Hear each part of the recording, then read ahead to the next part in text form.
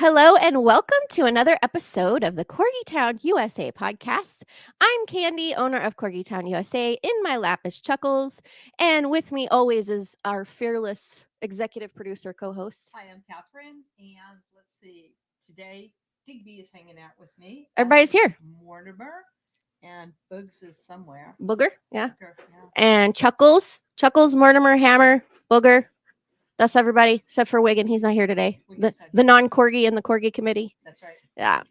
Well, I thought we would talk about grooming a little bit. And ladies and gentlemen, as always, we may lose equipment today because Mortimer and Digby, that duo is super surly. And they're really going at it today. So we've got some T-Rex action going on. So if we lose equipment, bear with us as we deal with our dogs knocking out equipment and other things. But we thought we would talk about grooming today. Yes, because you could make an entire blanket, pillowcases, and even a dust ruffle. Just by, car cover. Yeah. Make a car cover. Yeah, car cover just by the fur off of one day's worth of combing. Yeah. These guys. Yeah, you could, for sure. I mean, I feel like I vacuum it every day. I have to vacuum every other day, or it's like, it looks like I never clean. It does. Of course, I have 4 because I'm a masochist. But well, 2, and our honorary corgi is a cattle dog. He sheds as bad? Worse. I'll never believe it. Yeah. I'll never believe anything sheds worse than a corgi. Yeah. When people tell me that, they're like, "Oh, I have a golden," or I'm like, "No, there's no way." No, not a golden. Certainly a blue. Yeah. Well, I thought we would bring on some groomers. Yeah. I think you groomed Digby yourself. I do. Yeah. I groom all mine myself just because for the most part their coats, mine are pretty manageable. I think grooming is always a good thing and an acceptable thing. I just happen to take a couple times a week where we'll do a brush out, and then every couple weeks or so I cut nails, and that's always a giant production. It's a giant production to do that. But I thought we would bring on some groomers. Yes. We have a couple of groomers that are pretty established, and we're going to bring them on and have them tell us about their craft and some of their accomplishments, one of which has a corgi. So, let's do that. All right. So let's welcome. We have Sarah Sim and Myranda Knott. Welcome, ladies. Hi. Thank you for having us. Yeah, we're glad you're here. So if you want to, we'll start with Myranda. Tell us a little bit about your backgrounds, how long you've been grooming. I know you've done some competitions and things. Just one. I did my first grooming competition last month. Very nerve-wracking, but I was very happy I did it. I've been grooming for about, 9 years at this point. I started at Petco, as one does. And only moved up from there. So that's awesome. Yeah, it's been fun. Sarah, you want to tell us a little bit about your background with grooming? Yeah, I've been grooming for a total of, I want to say, 10 years. I started as a bather at PetSmart when I was fresh out of high school. Fell in love with it and then became a groomer. I wanted to be a veterinarian, but ended up loving grooming instead. It's way more fun. Same. So I've been a groomer for about 10 years on and off. I've been a canine esthetician for a total of a year now. And it's a lot of fun. I love it. It's like a good mix of science and art with being able to make them look pretty, but then also treat the skin and coat properly. And it's been a lot of fun. I love it so much. Can you tell, because I'm curious, and I'm sure some of our audience is, what the difference is between groomer and canine esthetician? Yeah, so a canine esthetician is kind of like our estheticians, where they treat the skin issues. Obviously, there's coat involved as well. So it's about maintaining a healthy coat and skin at the same time. So we'll do therapies like special oils and deep conditioning and, mixing things and really trying to treat any issues. Yeah. when Candy and I come and make an appointment with ourselves. Yeah.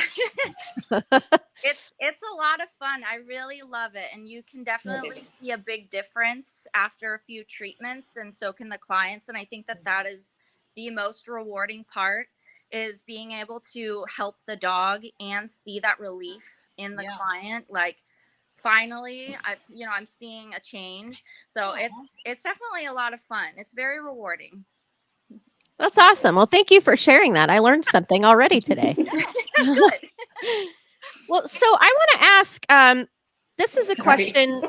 No worries. This is a dog podcast. We have dogs squirming, knocking over equipment, barking. It's, Corgi Town, USA, where the corgis run the town. And if they're not corgis, they're dogs, and we let them run it too. We want to ask, for some of our audience that maybe have a new puppy or have a new dog, we like to ask, what age should you begin taking your dog to the groomers? I mean, obviously, when they're puppies, they have to have their rounds of shots before you really take them anywhere and be ready per the vet. But that considered, what age should you start taking them to a groomer, and why is that? If you ladies want to pipe in and give us that juicy piece of info. I definitely say usually what I tell people is right after they've gotten all their puppy shots. Typically, once they've had a rabies shot, they're good to go. I definitely recommend bringing them as soon as you possibly can, as soon as it's safe for them to be out and socializing and all that. Just not only to build a relationship with their groomer, even if they're just, a short-haired Chihuahua or something. It's just good for them to be a more well-rounded dog, go out and do things, build relationships with people, be outside the house. Even if it's just, a 30-minute bath with a groomer or a nail trim, just to be out and about and, experience life. Yeah, it definitely helps them to build that confidence in themselves as well. And it makes it more enjoyable for them. The more you take them, especially when they're puppies, you want to bring them probably that first year, like I want to say at least every 4 weeks, just to keep them comfortable and getting used to everything, especially the tools and the sounds. And it's a whole lot of sensory going on. Mm-hmm. So you want to keep them feeling comfortable and it being familiar, especially to build that bond with the groomer or groomers in that shop. It helps so much. It makes such a difference. We tell all of our clients to bring them in consistently for that first year, because you'll notice such a difference in that dog versus one that they bring like every, let's say, like 4 months. You'll notice such a difference. That dog every 4 months will be terrified, like it's a whole new experience. Whereas the dog who comes in consistently and is used to it and has been desensitized to all of the scary noises and everything, they're like, I'm ready for this. This is my spa day. Okay, let's go. It's like a whole different dog. So what about if you adopt an older dog? Oh, am I not on? Okay. If you adopt an older dog, what happens then? How do you bring that older dog in? Oh, there I am. How do you bring when you adopt an older dog, how do you bring an older dog into the groomer? How do you start that training? So, well, go ahead. Oh, okay. So for us, we want to do like a meet and greet. We'll also give homework, just like we do with puppies. We like to give homework to our pet parents of things that they can work on at home between grooms to kind of help make them more comfortable throughout the grooming process. Right. So like one of the things is, it sounds silly, but an electric toothbrush. Yep. You turn that on. It mimics clippers and our nail grinders, and it just helps to desensitize them. You rub it all over them. You give them treats. You make it a positive experience. So they're like, okay, this is fine. This vibration isn't going to hurt me. Right. They get used to it and comfortable with it. And we typically tell, our clients, try to work with them every day with it if you can, between grooming, or as often as you can. And it just really helps to desensitize. And our older dogs too, it helps, because there's definitely dogs, that are in the shelter that people adopt and they haven't had a regular grooming process. And it's like puppyhood all over again. They're like, what are you throwing me into? This is, again, all of the sensory, it's like sensory overload. So that homework, along with, again, even if it's not a puppy, bring it in consistently for a while just to get them used to it. It makes such a difference and helps to build that confidence within your pup. Yeah, and I'd also add on to that again, like Sarah said, it's kind of the same as when you're kind of teaching a puppy how to be groomed. You don't know that dog's history, if they've ever been to a groomer in their life. Sometimes what we do is just kind of, we call it, if a dog doesn't fare well the first time, a behavioral rehab. So it's not necessarily a bad thing, but sometimes we'll have the dog come in if they didn't do so well for their first bath, and just spend an hour with us, hang out in the salon. Maybe we'll practice the one thing that they really struggled with and then make it a short, good experience. What I'm hearing is as often as or as early as possible. So when Mhm. your puppy or your new dog is ready and you know they're safe to be out in public and Mhm. safe, get that process started. Introduced to the groomer, meet and greet, desensitized to that kind of situation. Right. And what I had asked about before it got on to the question got on to is about your older dogs, your dogs that you've Mhm. adopted at an older age or that you decided to start grooming at an older age. And there's homework. And one of the pieces of homework is to take that electric toothbrush and rub it, turn it on and kind of rub it up and down the dog. I'm guessing you should probably use a different brush than you use for your own teeth. And you can use that handle. I mean, Just you the know, handle. it's up to you, but Okay. Okay. It's the noise and the motion. Right. Yeah. The noise and the Absolutely. Sensation, yeah. to qualify for those that might have questions. Yes. So Yeah. what would you say are the benefits of a routine with a trusted groomer? definitely, like I was saying earlier, just getting them out of the house all the time and just doing things with your dog, being active with your dog, so that I can't remember exactly how it was worded, but I saw a post once that said every dog that gets groomed every 6 months, it's an event, it's an ordeal, or a dog that gets groomed every 6 weeks, it's just a part of their life. Mhm. Okay. So it just builds a lot of confidence in your dog, and so if something only happens every once in a while, it's this big to do, and they don't know, they don't understand that you're just dropping them off for a couple hours, and you didn't just Right. abandon them with these strangers and Mhm. with all these loud noises and other dogs and other smells.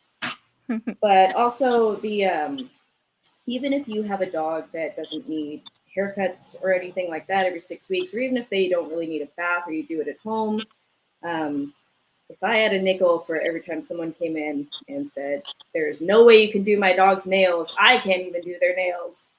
They do tend to, we do tend to baby our pets a little bit, and my dogs are probably worse for me for their nails because I'm mom than they are for another groomer.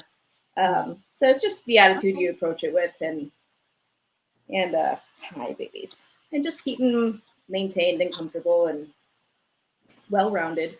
Consistency, routine. Yeah. Those Yeah, are things that are good for dogs in general, for our pets. Yeah. Okay.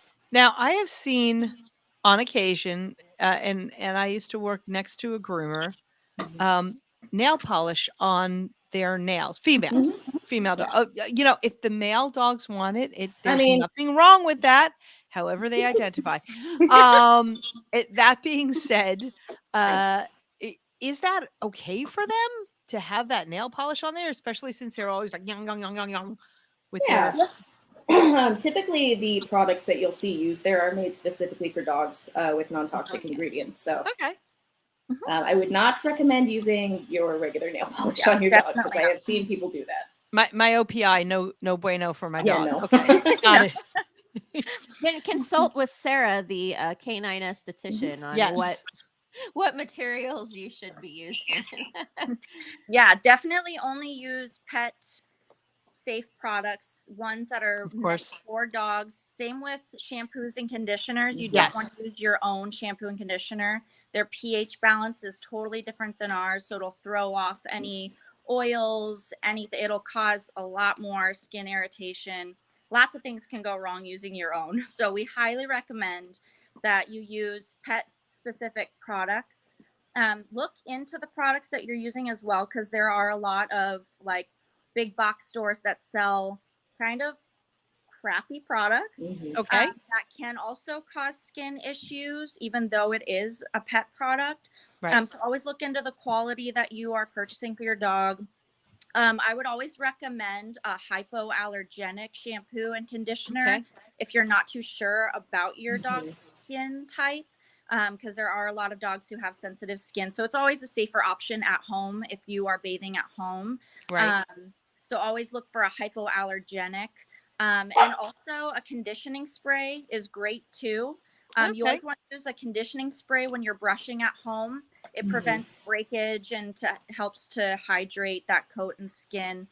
for the longevity. It's really good. It's kind of like, you think of it as like your own hair and the way Right. you take care of your hair, and you use oils and conditioners. You want to do the same for your pets' Okay. hair and skin. Okay. It helps a lot. You'll notice a big difference. So Okay. I imagine it's kind of like pet food too. Like we don't Mhm. typically we don't want to give our dogs. Not that I'm shaming anyone, but we don't recommend going to the dollar store and getting No. pet treats because there's you don't know the source of them. Right. They're they're less reputable. They're Mhm. more ingredients, and we prefer fewer ingredients. I assume it's probably the same with doggy shampoo. Don't buy your doggy shampoo at the dollar store if you can help it. No. Yeah. Oh my. You get what you pay for. I Exactly. would strongly With agree pet with that. products just as your own. So definitely look for the higher quality, something that you can afford. And hypoallergenic, you almost can never go wrong with a hypoallergenic.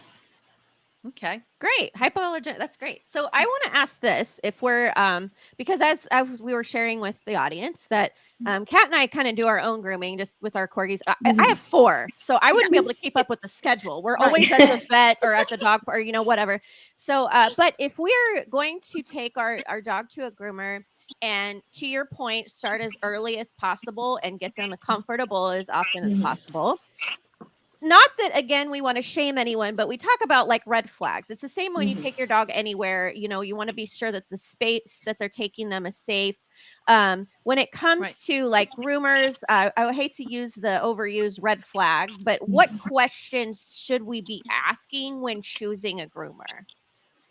So I would say just be as open and honest as possible. You're not going to find a lot of good groomers who are going to shame you because your dog may have a behavioral issue. Will probably just appreciate you more if I've I had somebody tell me once, "Oh, he doesn't bite," as their dog was biting my hand. Like I'm not going to be upset with you because your dog bites. I might be upset if you insisted they don't because you have some weird shame about it. Right. Dogs are dogs, and we can work them through it. I'm not going to think less of you because it's your fault your dog behaves this way.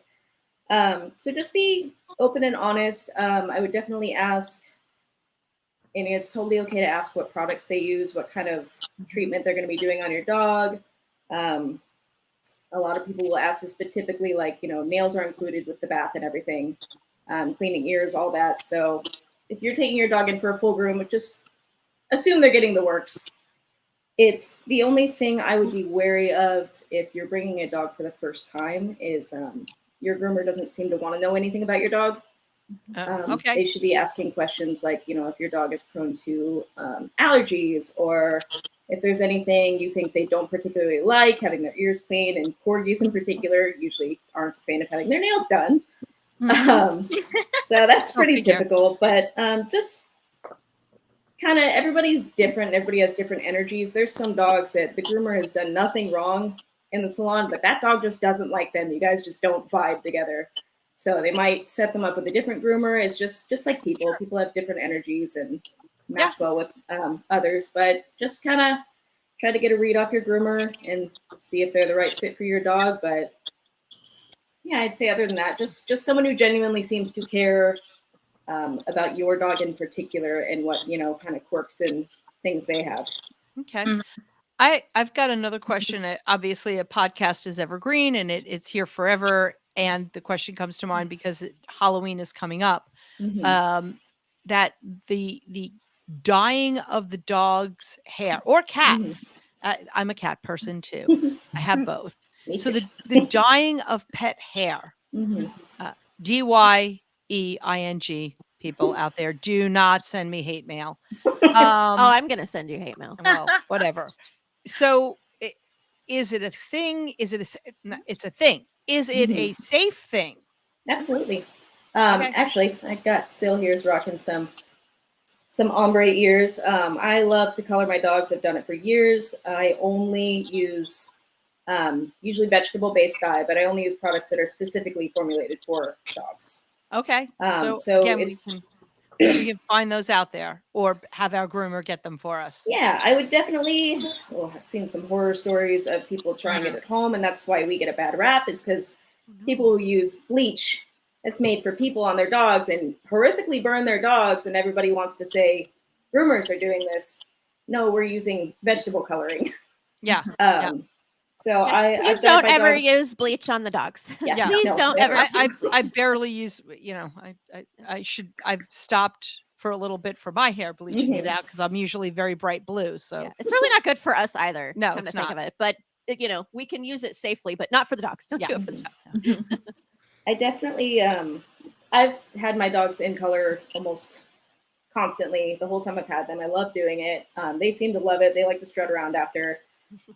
There are dogs who may have a reaction to it. It's generally, encouraged to do like an allergy test, like a little tiny patch, and see how they react. I've never had an issue, no irritated skin, anything like that. My dogs always seem to love it, but in my experience, there's nothing. I've never had an unsafe experience coloring a dog, and they do seem to really enjoy the attention. So, that's funny. Are you going to take Digby to the girls and have him do pumpkin orange since he has a mostly white coat? I might, and then he'll completely match. Star-Lord. So, one of my cats is orange, completely orange. He's a tabby, and Digby, one of my sons, dog sons, has some orange in him, and when he and Star-Lord are like this nose to nose, it is just the funniest thing. So yeah, I may just Star-Lord might get mad. Like, are you mocking me? I feel like you're mocking me right now. Star-Lord would get mad. Like, I'm pulling this off better. Like, who wore it better? I do. All day. Cats are a wild card. They're a different story. Yep. Yeah. Oh, the cat. It's me. It's definitely me. Yeah, I wore it better. Well, this is a little bit of a hot button question, but I do want to ask, what is it that you wish clients would know? And I ask this, again, not to shame anyone or throw any kind of negative connotation, but a lot of the times, with mutual respect in any kind of service industry, it's if you're going to the veterinarian or you're going to the groomer, it's, that we want to find the best groomer for our babies because we love them, but also for the groomer, you want, to make your lives easier. What is it that you wish clients would know? Please don't shave your double coated dogs. Yep. It's not going to help cool them down. It's not going to stop the shedding. They still shed. They need those guard hairs to protect their skin, and the rest of their coat can actually ruin the coat. We've seen so many dogs who actually develop clipper alopecia, which is hair loss from getting clippered. And there are a lot of groomers who don't know. Again, starting at PetSmart, they didn't inform us of any of this. It's kind of like do your own research kind of thing. So they would just blindly shave shepherds and, not giving proper information to the pet parent of, hey, this isn't a good idea. We shouldn't do this. Are you sure you want to proceed? It was just kind of like shave them down kind of a situation. Whereas, again, with a good groomer, looking for a good groomer, you want someone who's knowledgeable and will give you that critique. Hey, this isn't going to be good for your dog's skin and their coat. I know that you want this, but this is not a good idea. The shaving, please don't. Furminators as well. They're just, really? You're breaking that top coat. Yeah. And again, starting at PetSmart, they use and no shade to PetSmart or PetSmart groomers, because there are so many good PetSmart groomers, but the Furminator actually will break the hair.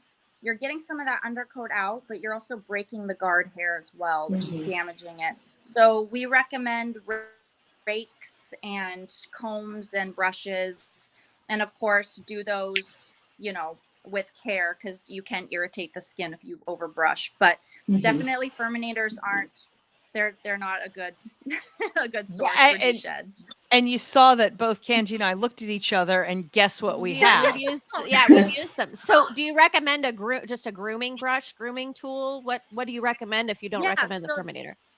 There's de-shedding rakes. You can get those, and you can just go on Amazon and find de-shedding rakes. Okay. There's so many choices. Just look into them. But yeah, definitely not the Furminator. It's like basically a blade on a handle.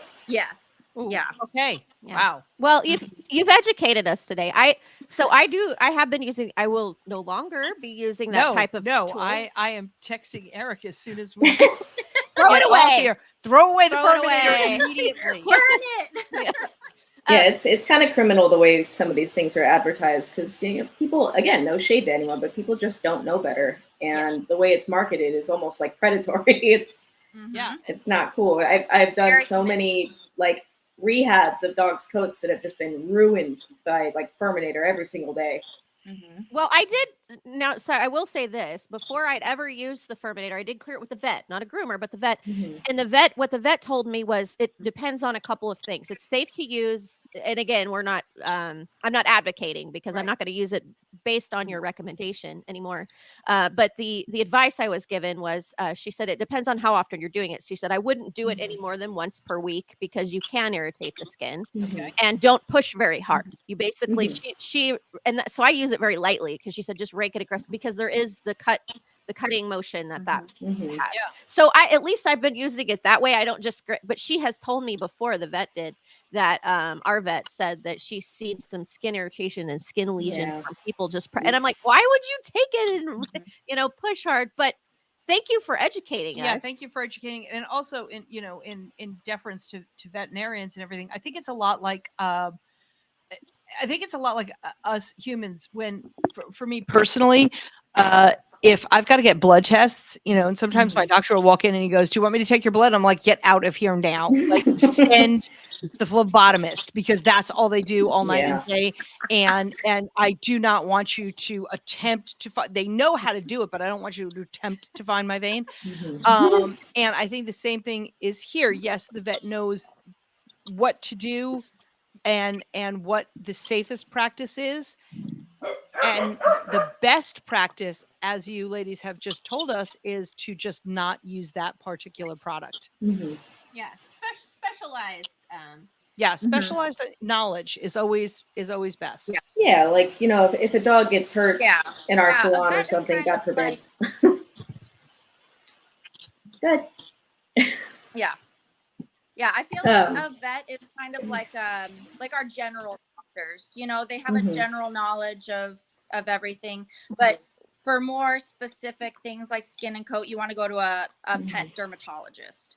Or for like grooming, you want to go to a groomer who has that knowledge. You always, like you said, you want that specialized knowledge. Okay, knowledge, certification, testing.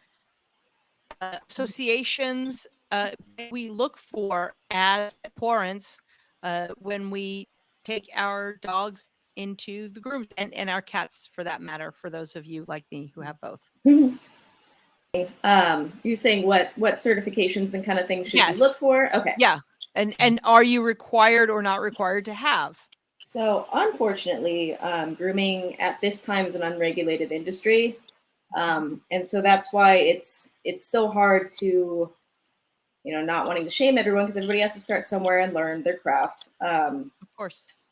It's you just got to be really careful about who you trust. And, I don't have any certifications yet. I'm currently a master groomer apprentice. But basically all that entails is, you know your breed standards, you know how to deal with skin and coat. I would love to get the Aesthetician certification at some point. I think that's a really cool class, and it's just really good to be well-rounded and have that knowledge. But I mean, as far as certifications or anything, I think it's awesome. You should definitely seek out somebody who has them. But unfortunately, at this moment in time, not a lot of groomers think it's necessary to have that. I've worked for a lot of groomers, and granted, I didn't work for those shops for very long, who told me, "Oh yeah, I don't care about that stuff. You don't need that." Which I just, there's no shame in constantly wanting to learn and do better for the animals. So, and be able to educate your clients better. Right. And that may be a question that you ask, not specifically audience, not specifically about certifications. They may or may not, but do you read? What do you read? What's How their often? philosophy on it? What is your Conjecture. philosophy? Yeah. Yeah, that's a good one. What's your philosophy on learning about grooming? Yeah. And like, as far as me in particular, I feel like I do a lot better if somebody doesn't just tell me, do this, They say, this is why you should do this. Here's the reason behind it. And here's what happens if you do this and what happens if you don't do this. I really appreciate when people tell me, just because I said so, because I'm the expert. They tell me why. It just, I feel like it builds a lot more trust between the groomer and the client specifically. Hi, baby. Well, ladies, thank you so much. We're going to let you enjoy the rest of your evening, and we appreciate you so much bringing this knowledge to us. Yes, and thank you for. Do you want to introduce, for those listening, audience? They both have some adorable puppies in their laps. Yes. We know that Sarah has. It was Biggie Smalls, the corgi, right? The notorious PUP. Yep. The notorious PUP. Biggie Smalls, by the way, if I can get Digby here, Biggie Smalls is Digby's identical twin. I mean, identical. Oh. Here we go. I wouldn't say identical, but they have a very similar snoot. Oh, it's the snoots. Oh, hey, buddy. Oh, look at that. Look at your twin. Digby's not. Digby's a little bit more camera shy. Chuckles, his bro farb, on the other hand, is all about the limelight, but Digby's a little bit more camera shy. He's like, no paparazzi today, please. Yeah, no paparazzi. And Myranda, you want to tell us about your baby there? This is Sylphrina. She's a Bedlington Terrier. Hi, babies. She's a retired show dog. But I'm growing her out right now because I'm planning to use her for grooming competitions. So Cool. She's an awesome little thing. And then I got this guy over here who's been napping the whole time. It's a tough life being a poodle.